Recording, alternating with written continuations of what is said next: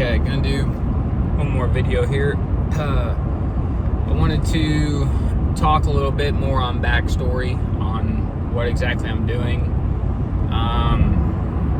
In all honesty, my whole purpose of losing weight and trying to develop a nice physique is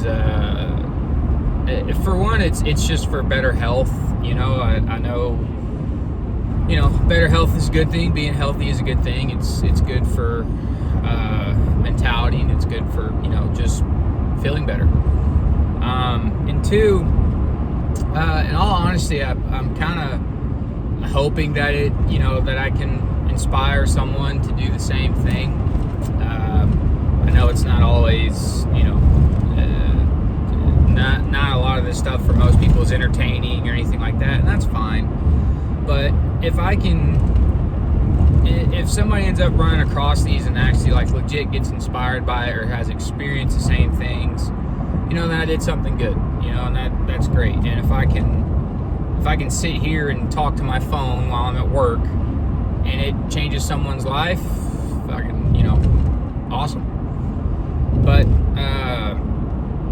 so that's two, just trying to somewhat cause some inspiration, if you will, because a lot of people will try to do these things and something just doesn't work out. They don't really know where to go. They see where they want to be, but they don't know how to get there. They don't exactly have a map. And I didn't either when I started. In all honesty, the thing that helped me was I had a dad, and I have a stepdad, and both of them were very active people, hardworking, blue collar guys, and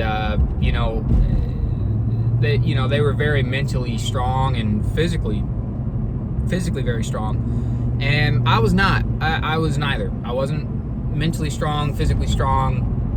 I didn't have a lot of confidence. Still don't have a lot of confidence. In all honesty, it is better. But there's a thing called constructive criticism, if you will, and I've had a lot of that in my. Not saying I'm old now, but when I was younger, I was definitely the fat kid in school, and as I got older, I turned into the fat friend of the group. I hate to say it, there's always one. And if you're in a friend group, one of y'all motherfuckers is the fat friend. That's just, for some reason, everyone has one. Guy friend group, girlfriend group, there's always one of those people. Which is nothing wrong with being that, by the way. Me personally, I just didn't like it. I didn't like being the fat friend. And I didn't like being the out of shape fat sibling in my family. I've got brothers and sisters, and and they're all very, very healthy people, and I just was, even though I was the oldest sibling, I always felt a little out of place, just because things just didn't, I wasn't the same as them. So but my parents I couldn't have really asked for a better duo for parenthood. I really couldn't. I have my dad, he's an older fella, which means he is very old-fashioned, very old school. Came with a lot of knowledge, but came with a lot of old-fashioned ways of expressing and trying to give understanding of that knowledge. So, and my mom, she was actually a little bit younger, and she's always been, I like to say, my number one fan. She supports me in everything that I do, and hate to say it, yeah, I'm a mama's boy, whatever. Don't care. I'm happy to be one. But even though,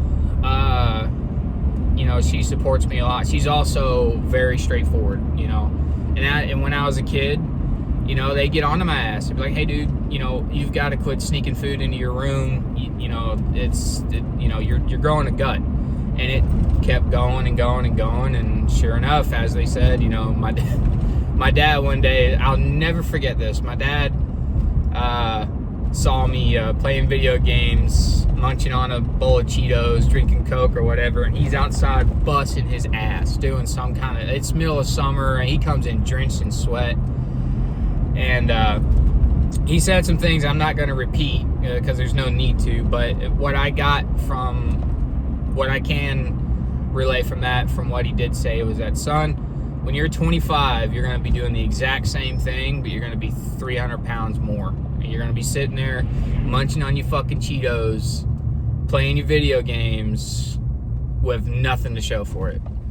And that changed a lot. It didn't change right there. When I was a kid, I was I wasn't as absorbent as a sponge of information. It would kind of hit me, deflect, and it would take 3 or 4 months sometimes for things to click. But eventually that clicked, and I was like, God damn, man. I was like, this even at 10 years old, I knew something wasn't, it just wasn't right. But I didn't know enough, apparently, because I stayed that way until I was about 20 years old. At about 20 years old, 21 years old, I was big old dude, happy as can be, though. I must admit, I didn't have a care in the world. I just started working in my career, and I was just kind of going with the flow of things. I was making money. All my friends were still in town. We hung out every weekend, talking to girls as often as I could. In theory, life was great, but in the background, when I wasn't around my friends and I wasn't working, I was in my room with my bowl of Cheetos playing video games. I was sad for a long time, and it stayed that way. And I didn't know quite why I was sad, but I started picking up on every morning that I would change into work clothes, or every evening I would come home and get out of work clothes, I would avoid looking at the mirror. I would not look at the mirror, because every time I looked at the mirror, I just hated myself. I hated what I was looking at. I didn't like it. So I just avoided it, like I did most of my problems back then. I just avoided my problems, didn't give a care in the world. And of course, eventually, one thing led to another, and I decided to change my life. But throughout my entire life, the number one thing that I've been very good at is when I find something I really enjoy, and when I find something that truly gives me a boost of confidence, or that just good feeling, gives you motivation. I put as much as my effort as possible into it, because if it's something that I really, really enjoy, I want to put my true best into it. And it's paid off. It's paid off quite well, actually. There's still good days and bad days. Mentally, I couldn't be happier. Right now, I'm in a bit of a calorie deficit, so it doesn't look like it, but I truly couldn't be happier with where I'm at right now. I'm sure as things go forward, I'll just get happier and happier as it goes. But in all honesty, if you're in the same mindset that I was in back then, where you're just kind of going with the flow of things, you're ignoring your problems, and you're just hoping for them to go away, it's not going to happen. It's just not. You've got to make a change, and I mean not just try it for a week and then say, oh, I made a change, it didn't work. I mean, you got to really stick to it, and you got to force results to come out. Whether if it's a mental game or physical game, you've got to, you've got to get better at making that change. My advice is become a little bit more hard-headed, a little bit more stubborn, and keep plowing through those walls, man, until you get to the other side. I don't know much else to say on my backstory that's going to have any value to this video. But all I can say is, if I'll put it this way, if I was me at 20 years old and I ran into this video of me now at 25, what would I tell that person to make a change quicker? And I'm pretty sure what I would tell him is that, you know, one, I tell, in a weird way, I tell that person to go fuck himself, because, you know, what the fuck are you doing with your life, man? What are you doing? You've got so much other shit you could be doing than laying around and doing fuck all and just waiting for your next text message from your friend to ask to hang out. The other thing I would tell him is that there's a lot of good in you that you haven't been able to use, and you should use more of it.